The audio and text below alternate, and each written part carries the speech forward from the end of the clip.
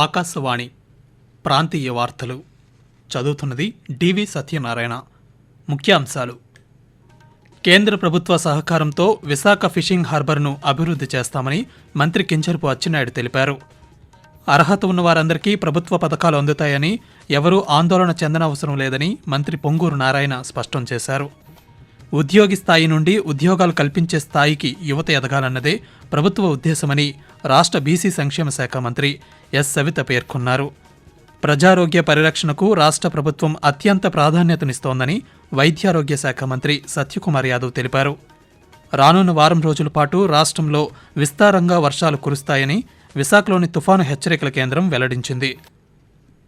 వార్తల వివరాలు: కేంద్ర ప్రభుత్వ సహకారంతో విశాఖ ఫిషింగ్ హార్బర్ను 150 కోట్ల రూపాయలతో అభివృద్ధి చేస్తామని రాష్ట్ర మత్స్యశాఖ మంత్రి కింజరపు అచ్చెన్నాయుడు తెలిపారు.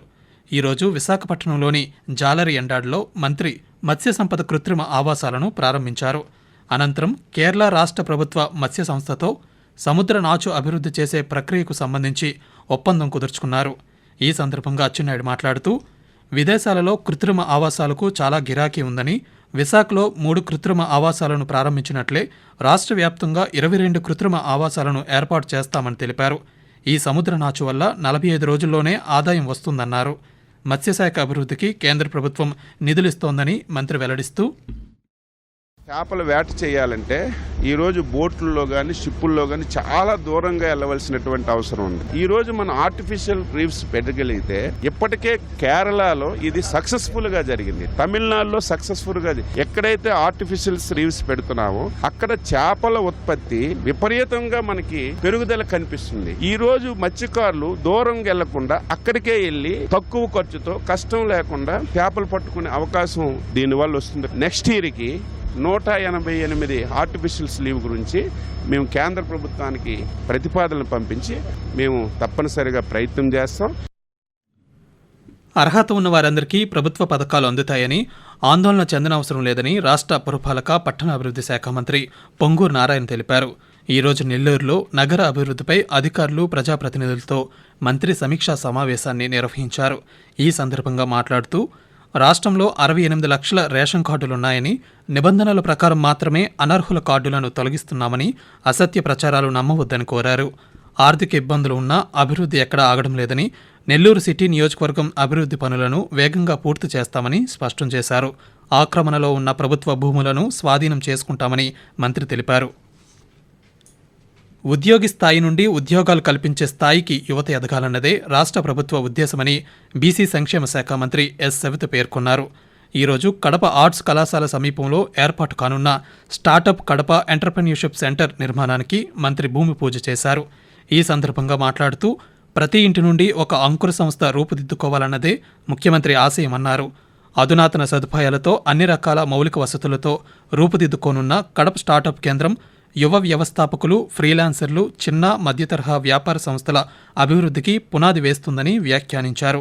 కడపను వ్యాపార అవకాశాల కేంద్రంగా తీర్చిదిద్దే దిశగా ఈ స్టార్టప్ కేంద్రం కీలక పాత్ర పోషించనుందని మంత్రి ఎస్ సవిత తెలియజేశారు.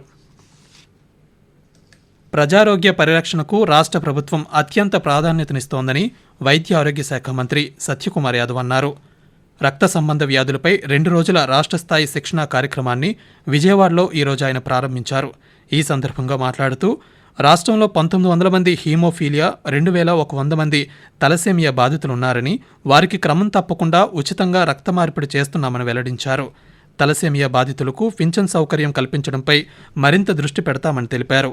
ఆరోగ్య సంరక్షణలో దేశంలో ఆంధ్రప్రదేశ్ను అగ్రస్థానంలో నిలపాలన్నదే కూటమి ప్రభుత్వ లక్ష్యమని మంత్రి సత్యకుమార్ యాదవ్ పేర్కొంటూ, So the idea is to create awareness among the people and timely identification of the patients, and also provide quality treatment to those people suffering from these blood disasters, because government of Andhra Pradesh, government of India are supporting these people by providing free blood transfusion centers and also providing free factors and hydroxyurea tablets and iron chelation tablets also. But apart from that, the bounden responsibility our department is to identify the patients, and then accordingly we can provide quality treatment.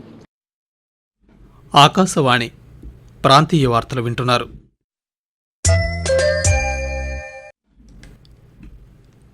Parvathipuram Manyam జిల్లాలో PM JANMAN పథకంలో భాగంగా నిర్మిస్తున్న గృహ నిర్మాణ పనులు మరింత వేగవంతం చేయాలని జిల్లా కలెక్టర్ ఏ శ్యాంప్రసాద్ సంబంధిత అధికారులను ఆదేశించారు. ఈరోజు కలెక్టర్ కార్యాలయంలో జిల్లా అధికారులతో ఆయన సమీక్షించారు. పీఎం జన్మన్, పీఎం సూర్యఘర్ పథకాల అమలుపై ప్రత్యేక దృష్టి పెట్టాలని, లబ్ధిదారులకు అవగాహన కల్పించాలని సూచించారు. ఉపాధి హామీ పథకంలో రహదారుల నిర్మాణం, చెక్ డ్యాం పనులను వేగవంతం చేయాలన్నారు. సర్వోన్నత న్యాయస్థానం ఆదేశాల మేరకు జిల్లాలోని న్యాయస్థానాల్లో తాగునీరు వంటి కనీస మౌలిక వసతులను ఏర్పాటు చేయాలని కలెక్టర్ సంబంధిత అధికారులను ఆదేశించారు. ఆపరేషన్ సింధూర్ విజయవంతమవడంలో తమ పోరాట పటిమను చూపిన భారత సాయుధ దళాలకు సంఘీభావంగా ఆకాశవాణి వార్తా విభాగం ప్రత్యేక కథనాన్ని అందిస్తోంది.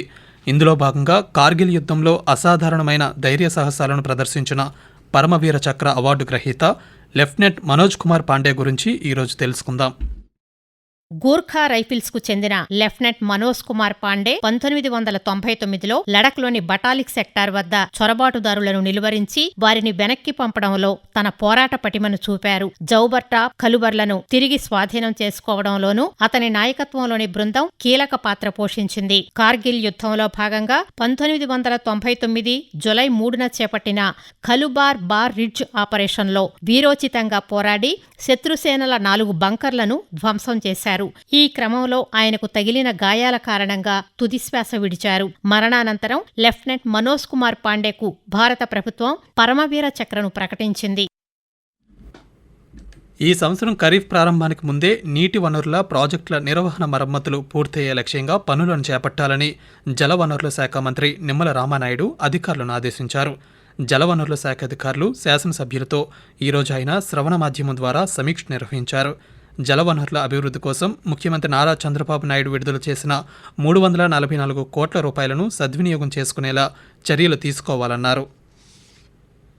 కృష్ణానది జలాలను కాపాడుకునేందుకు ప్రజలు ముందుకు రావాలని జలబిరాదరి జాతీయ కన్వీనర్ బొలిశెట్టి సత్యనారాయణ కోరారు.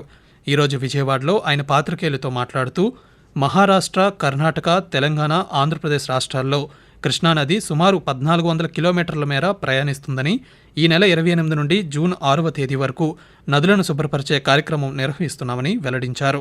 భవిష్యత్ తరాలకు కృష్ణానది నుంచి సురక్షితమైన మంచినీటిని అందించడమే లక్ష్యంగా నిర్వహిస్తున్న ఈ కార్యక్రమంలో ఉప ముఖ్యమంత్రి కె పవన్ కళ్యాణ్ పాల్గొంటారని తెలిపారు.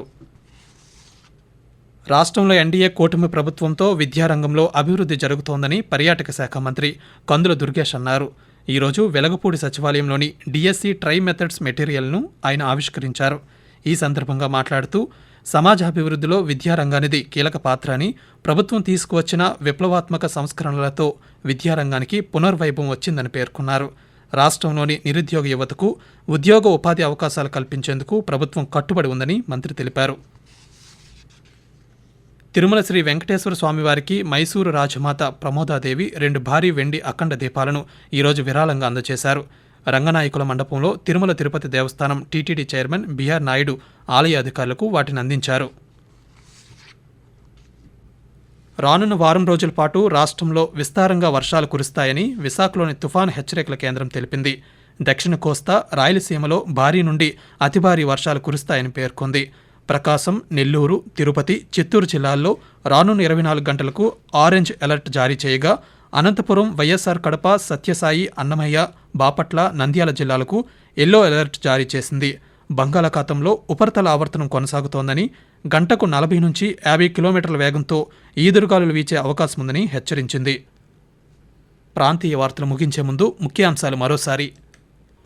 కేంద్ర ప్రభుత్వ సహకారంతో విశాఖ ఫిషింగ్ హార్బర్ను అభివృద్ధి చేస్తామని మంత్రి కింజరపు అచ్చెన్నాయుడు తెలిపారు.